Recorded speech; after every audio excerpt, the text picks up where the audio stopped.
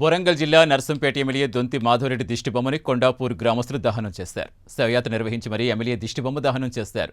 రంగయ్య సాగర్ చెరువు ప్రాజెక్టు పేరుతో రైతులకు వెళ్లగొట్టే కుట్ర చేస్తున్నారని ఆగ్రహం వ్యక్తం చేస్తున్నారు.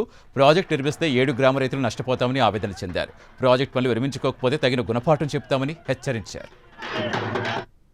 చేసుకుంటేనే ముసలోళ్ళ నుండి తాతల నుండి ఉన్నారు. ఇప్పుడు వచ్చేదో 14 సంవత్సరాల కింద మాధవరెడ్డి ఇట్లనే ప్రాజెక్ట్ అని ఫస్ట్ స్టార్టింగ్ చేసినప్పుడే ధర్నాలు బాగా అయినాయి, లొల్లిలు కూడా అయినాయి, కేసులు అయినాయి, కొట్టుకున్నారు.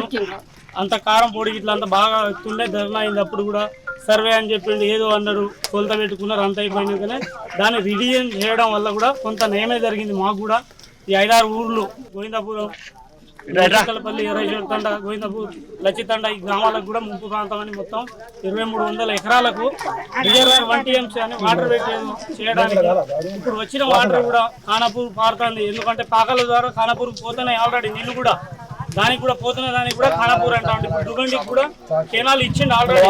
మాన్సింగ్ తండ నుండి గుట్టకాడు నుండి పంప్ హౌసింగ్ పెట్టి కూడా కెనాల్ ఇచ్చిండు. ఆ కెనాల్ ద్వారా పోవాలంటే ఇంకా 50 కాదు 36,000 ఎకరాలు కాదు 50 ఎకరాలకు కూడా నీళ్ళు ఇవ్వడానికి కూడా సిద్ధంగానే ఉంది.